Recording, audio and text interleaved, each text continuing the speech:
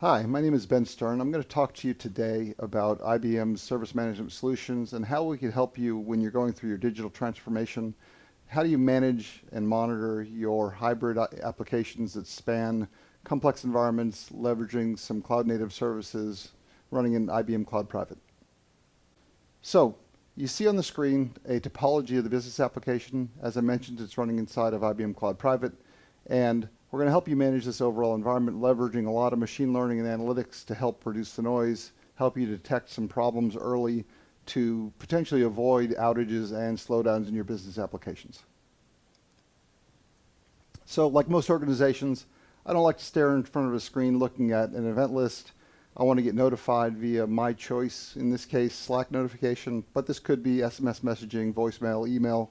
I get a notification saying I've got an issue on one of my database servers with some response time, and I'm going to select the link and drill into that particular problem with a launching context. Potentially I could run a runbook to fix the problem immediately, but I want to go investigate.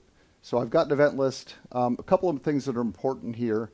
We're leveraging analytics and machine learning to automatically group these events. So instead of seeing 4 events on the screen, you're seeing 1, and it's reduced some of the noise and complexity in the environment. But there are multiple events here, and we can expand the list and take a look. The other thing we've done is we've leveraged analytics to do early detection of these problems. We do predictive analytics on the metric data as it streams through the system, detecting the abnormal patterns in the behavior of the data.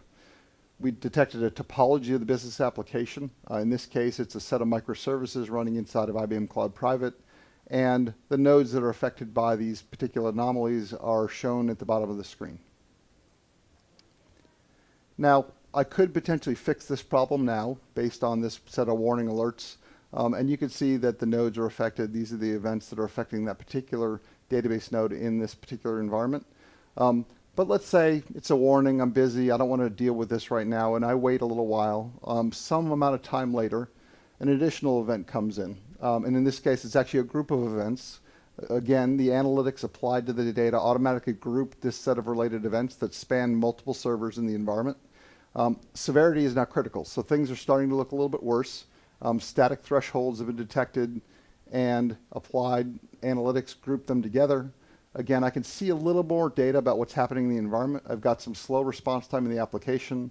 I've got some problems with lock wait times on the database, and I've also got a potential problem with the disk that's the storage volume for that particular database server. You see that reflected in the topology, and I'm going to leverage some of the key capabilities of this topology to help see what's happening. One of the key things you see in environments is that change oftentimes introduces the problems that we see.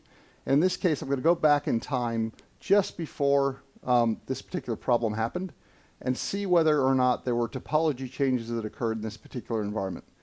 In this case, you can see that a database node was added on a virtual machine, but you also see a containerized version of DB2 got deleted. So the little minus sign and plus sign on those particular elements in the topology indicate whether or not they were added or deleted. So somebody made a change to the business application.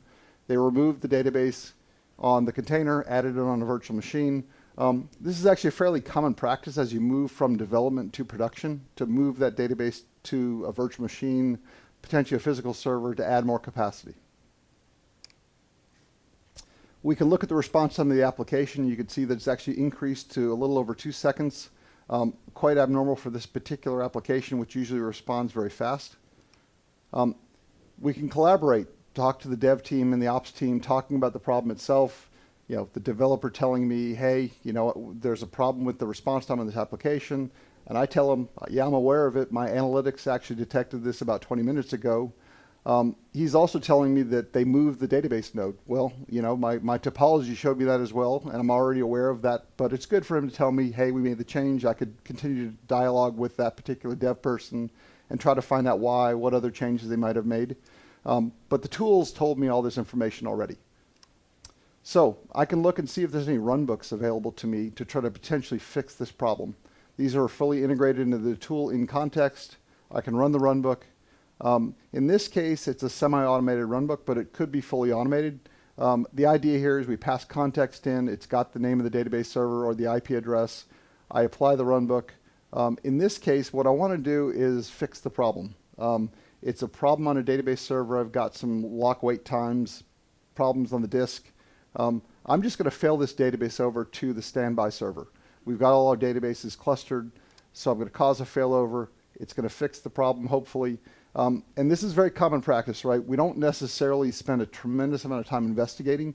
We fix the problem first, and then we go back and investigate the database later, and we go back and see what the root cause was. So the runbook ran successfully. I was able to rank the runbook so that I can know later on whether or not that's a good runbook to use for the future. This one has a 96% success rate, so that's very good. Now you can see in the topology the events were cleared, everything is returning to normal, and that's great. I fixed the problem. I can go back in and I can look at the monitoring tools and see whether or not the response time has actually been fixed as well. And in this case, the response time is returned to normal, so life is good. I've resolved my application. I've leveraged the analytics for early detection of problems. I've leveraged them to reduce the noise by grouping all of my events to those root cause events, and really leveraging the capabilities of this integrated solution to help me solve this problem in this microservices-based application.